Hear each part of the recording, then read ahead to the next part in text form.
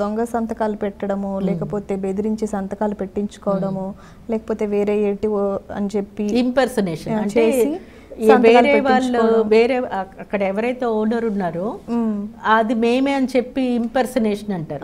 అలాంటి వాటిలో దొంగ బయటపడాలి, తర్వాత మళ్ళీ అది నేను కాదని వాళ్ళు ఎలా ప్రూవ్ చేసుకోవాలి, ఇవన్నీ కూడా క్రిమినల్ కేసెస్. ఓకే. అలాగే మనకి సివిల్ కోర్టులోనే కాదు, క్రిమినల్ కోర్ట్స్లో కూడా మెట్రోపాలిటన్ లీగల్ సర్వీసెస్ అథారిటీ ఉంటుంది.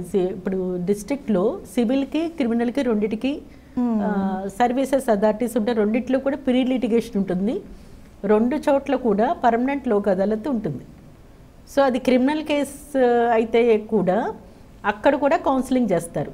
అక్కడ కూడా అవసరమైతే సమన్వయ పద్ధతిలో చేస్తారు. అది ప్రాపర్టీకి సంబంధించి అదేంటంటే బెదిరించి సంతకాలు పెట్టించుకోవటం, అలాగే ఒక ఓనర్ ఉన్న ప్లేస్లో ఇంకొకరు నేనే ఓనర్ అని చెప్పేసి దొంగ సంతకాలు పెట్టి ఆ ప్రాపర్టీని అమ్మేయటాలు, ఇవన్నీ కూడా క్రిమినల్ కేసెస్.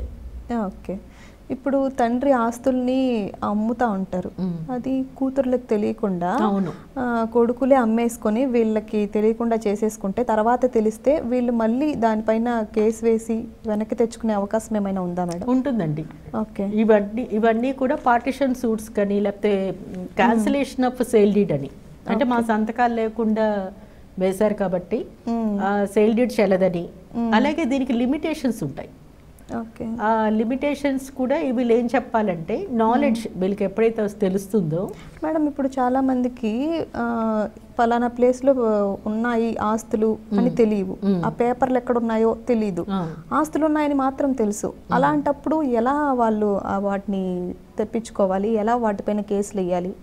అంటే మినిమం నాలెడ్జ్ అయితే ఉండాలి కదా. ఇప్పుడు ఫర్ ఎగ్జాంపుల్ వాళ్ళ ఫాదర్ పేరేదో ఉంటుంది లేదా తాతల పేరేదో ఉంటుంది, ఆ పేరు బట్టి వెతకటానికి ట్రై చేయాలి.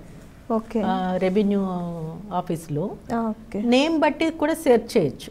ఓకే. అలాగే హౌస్ నెంబర్ మనకేదో తెలుస్తుంది ఈ ప్రాపర్టీకి సంబంధించింది, ఆ హౌస్ నెంబర్ బట్టి లేదా సర్వే నెంబర్ బట్టి రెవెన్యూ డిపార్ట్మెంట్కి వెళ్ళి బాగా దానికి సంబంధించి కొంచెం వర్క్ చేయాలి. ఓకే. సెర్చ్ చేస్తే కష్టపడితే ఖచ్చితంగా దొరుకుతాయి. అలాగే ఇప్పుడు పెళ్ళైన వాళ్ళ భర్త దగ్గర నుంచి ఆస్తులు రావడం ఇదంతా ఓకే, బట్ లవర్స్ ఉంటారు కదా, ప్రేమించుకుంటారు బట్ విడిపోతారు, అలాంటప్పుడు వాళ్ళకి సెటిల్మెంట్ చేయడానికి వాళ్ళకి ఏమైనా హక్కు ఉంటుందా మేడం? దానికి సంబంధించి సుప్రీంకోర్టు ఇచ్చిన జడ్జిమెంట్స్ కూడా ఉన్నాయి. లివింగ్ రిలేషన్లో వాళ్ళు కలిసి ఉన్నట్లు కనుక కొన్ని ఆధారాలు ఉన్నాయనుకోండి, చుట్టుపక్కల వాళ్ళ విట్నెసెస్ అఫిడవిట్స్ వేసినప్పుడు వాళ్ళ లివింగ్ రిలేషన్ని ప్రూవ్ చేసుకోవాలి. అలా చేసుకున్నప్పుడు కూడా వాళ్ళకి ఫేవరబుల్ జడ్జిమెంట్స్ కూడా ఈరోజు వస్తున్నాయి. ఓకే. ఎందుకంటే అవి పెరిగిపోతున్నాయి కాబట్టి. Okay. Thank you so much madam. చాలా చట్టాల గురించి వాటిని ఎలా వినియోగించుకోవాలి కూడా మా ప్రేక్షకులకి చాలా అవగాహన కలిగించారు. ఇలాగే మరో ఎపిసోడ్లో కూడా మళ్ళీ మా ప్రేక్షకులకి మరింత అవగాహన మీరు కలిగించాలని మళ్ళీ కోరుకుంటున్నాను. Thank you so much.